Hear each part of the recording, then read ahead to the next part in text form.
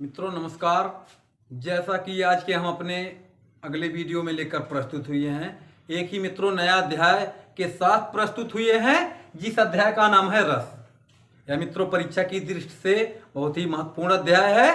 तो पहले हम जानते हैं रस का शाब्दिक अर्थ। रस का अर्थ क्या होता है मित्रों? रस का शाब्दिक अर्थ होता है आनंद।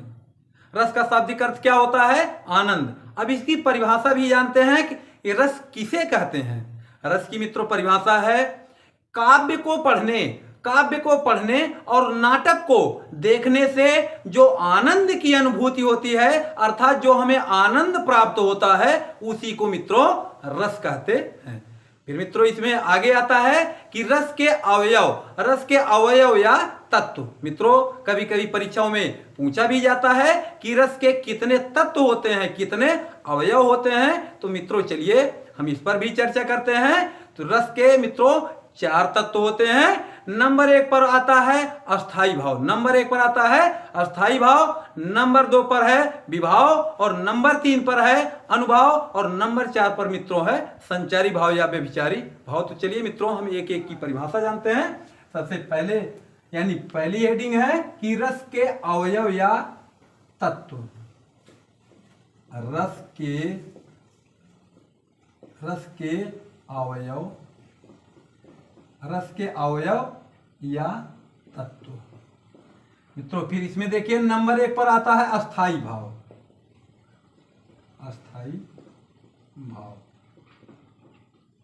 अब मित्रों हम जानते हैं अस्थाई भाव क्या होता है। अस्थाई भाव मित्रों वह होता है, यानी अस्थाई भाव की परिभाषा क्या है? अस्थाई भाव की परिभाषा मित्रों यह है कि वह भाव जो मानव शरीर में विद्यमान हो, और अनुकूल परिस्थिति होने पर अर्थात समय के परिवर्तन होते ही जागृत हो जाए, यह पहले सुप्तावस्था में होता है, उसे मित्रों क्या कहते हैं? अस्थाई भाव। फिर से जानते हैं इसकी परिभाषा क्या होती है कि वह भाव जो मानव शरीर में विद्यमान हो और समय के परिवर्तन होते ही अर्थात अनुकूल परिस्थिति होने पर जागृत हो जाता है, यह पहले सुप्तावस्था में होता है, उसी को मित्रों अस्थाई भाव के नाम से जानते हैं। जैसे इसमें आता है शोक और क्रोध।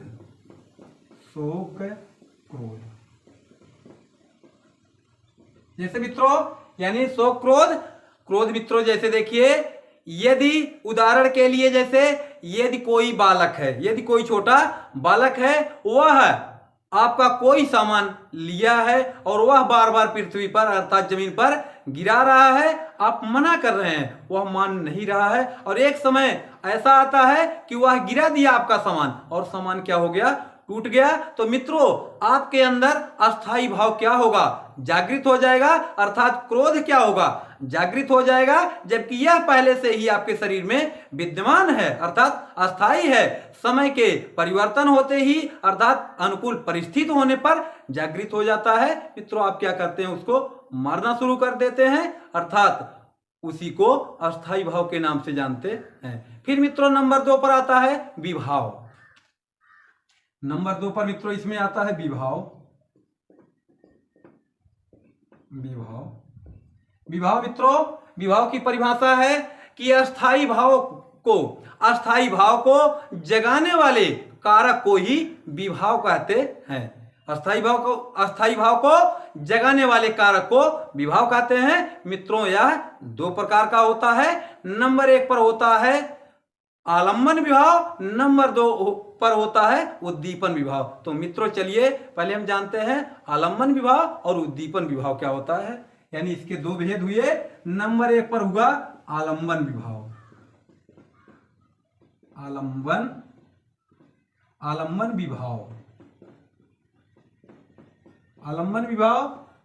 फिर नंबर 2 पर आता है उद्दीपन विभाव।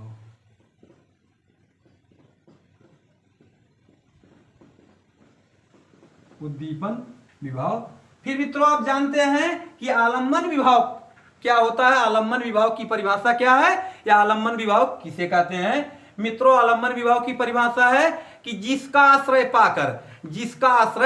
पाकर अस्थाई भाव जागृत होते हैं, उसे आलम्बन विभाव कहते हैं। यानी जिसका आश्रय पाकर अस्थाई भाव जागृत होते हैं उसे आलम्बन विभाव कहते हैं। फिर मित्रों इसके भी दो भेद हैं, यानी आलम्बन विभाव के दो भेद हैं। नंबर 1 पर है आश्रय आलम्बन, नंबर 2 पर है विषय आलम्बन। फिर मित्रों यानी इसके भी दो भेद हुए। नंबर 1 पर है आश्रय आलम्बन, आश्रय आलम्बन, आश्रय आलम्बन। नंबर 2 पर आता है मित्रों विषय आलम्बन, विषय आलम्बन, विषय आलम्बन।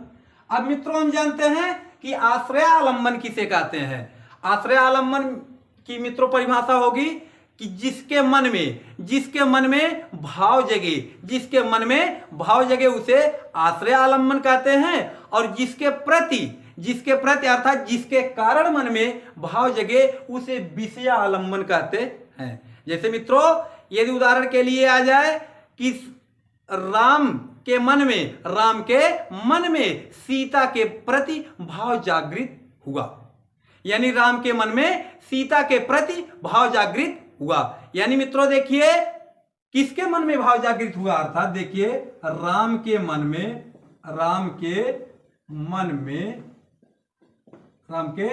में सीता के प्रति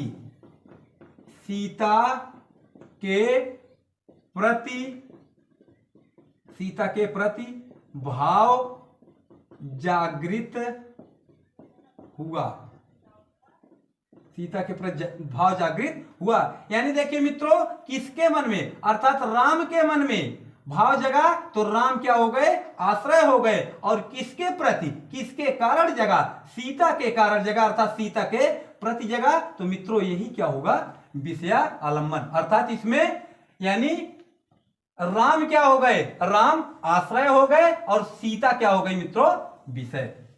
अब फिर मित्रों इसमें आगे जानते हैं कि उद्दीपन विभाव किसे कहते हैं। उद्दीपन विभाव इसकी मित्रों परिभाषा है, उद्दीपन विभाव की मित्रों परिभाषा होगी कि जिन वस्तुओं या परिस्थितियों को देखकर अस्थाई भाव जागृत होते हैं उसे उद्दीपन विभाव कहते हैं। फिर से मित्रों इसकी परिभाषा जानते हैं कि जिन वस्तुओं या परिस्थितियों को देखकर अस्थाई भाव जागृत होते हैं उन्हें उद्दीपन के नाम से जानते हैं। जैसे कोयल का कूजन, अर्थात कोयल कूजन, रमणीय स्थल, उद्यान और नायक और नायिका की चेष्टाएं आदि। मित्रों यानी जैसे देखिए इसमें होगा उद्दीपन विभाव में होगा जैसे एकांत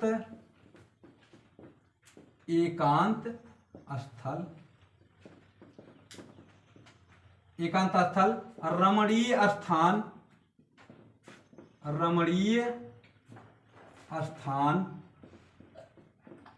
कोयल कूजन, कोयल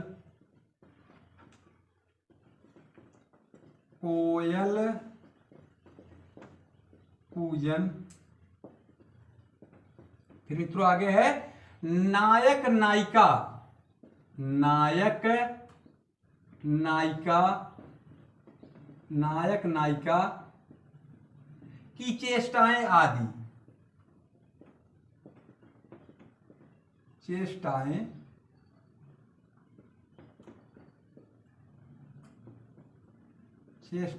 आदि। ये मित्रों क्या हो गया, उद्दीपन विभाव। फिर मित्रों यानी यह है विभाव के अंतर्गत हुए। फिर इसके बाद मित्रों आता है अनुभाव।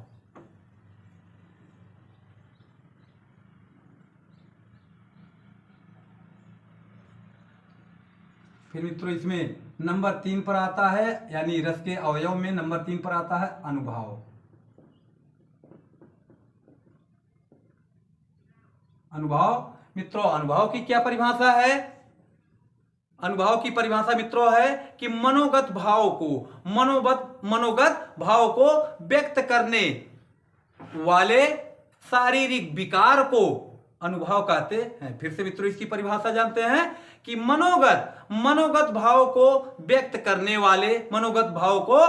करने वाले शारीरिक विकार को अनुभाव कहते हैं। यानी मित्रों वह भाव जो अनुभव के द्वारा सीखा जाता है उसी को अनुभाव कहते हैं। जैसे मित्रों यदि उदाहरण के लिए आ जाए, जैसे यदि कोई बालक है वह विद्यालय के प्रिंसिपल के पास खड़ा है और प्रिंसिपल साहब उस पर जो है अपना क्रोध दिखा रहे हैं, तभी कोई दूसरा बालक वहां प्रवेश किया, वह देखा कि यह जो है अभी क्या है, यह गुस्से में अर्थात क्रोधित हैं, तो वह अनुभव के द्वारा ही जान जाता है, अर्थात उसको जानकारी हो जाती है। मित्रों वही क्या होता है, अनुभव, अर्थात जो भाव अनुभव के द्वारा सीखा जाता है उसी को अनुभव कहते हैं। जैसा मित्रों इसकी परिभाषा बता ही चुके हैं कि मनोगत भाव को व्यक्त करने वाले शारीरिक विकार को अनुभव कहते हैं। फिर मित्रों इसमें चौथा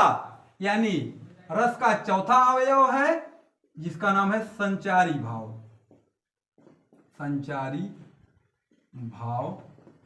संचारी भाव या मित्रों इसको व्यभिचारी भाव के नाम से भी जानते हैं, व्यभिचारी भाव। इसकी मित्रों संख्या है 33, यानी संचारी भाव की मित्रों संख्या है 33। अब हम जानते हैं कि संचारी भाव किसे कहते हैं।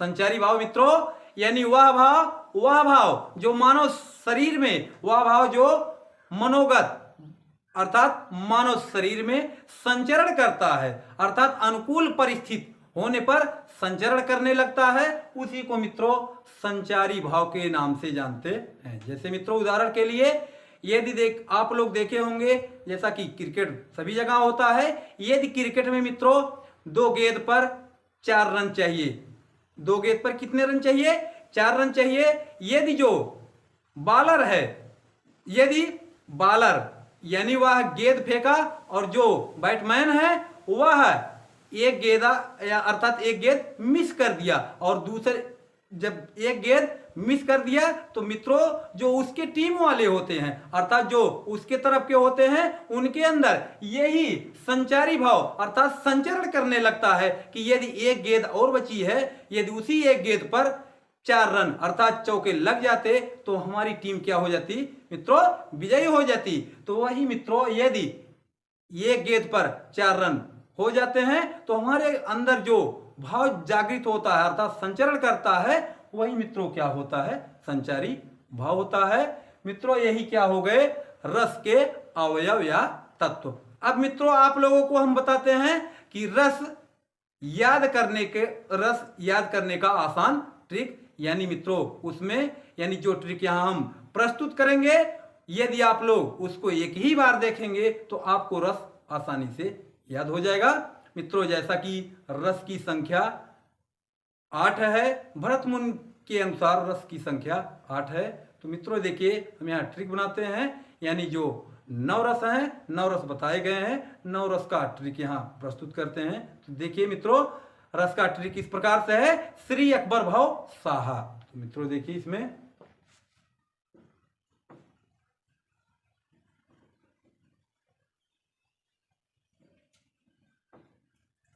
मित्रों इसका ट्रिक है, यानी रस याद करने का आसान ट्रिक है, श्री अकबर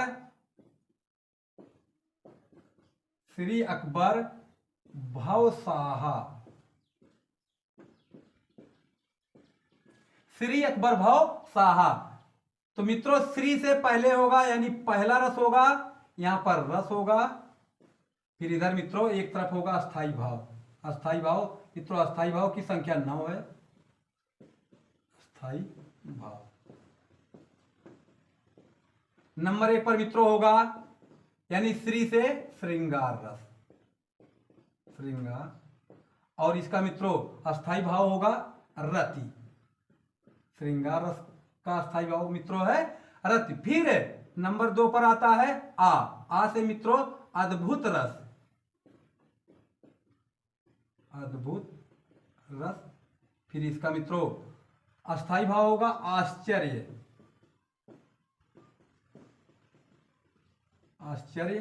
फिर इसमें नंबर 3 पर मित्रों आता है का से करुण रस, करुण रस। इसका अस्थाई भाव मित्रों है शोक,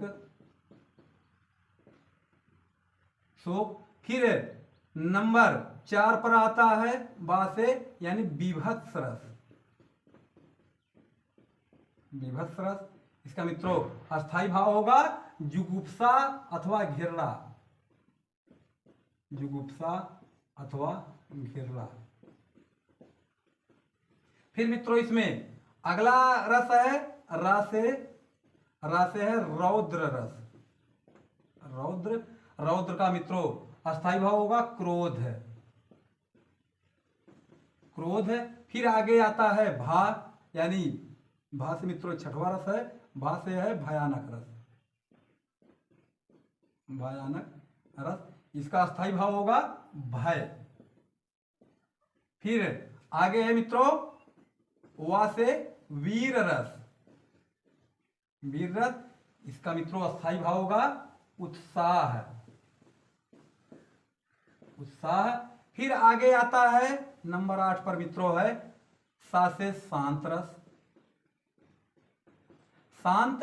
शांत का मित्रों अस्थाई भाव होगा निर्वेद। फिर आगे हा से आता है हास्य रस,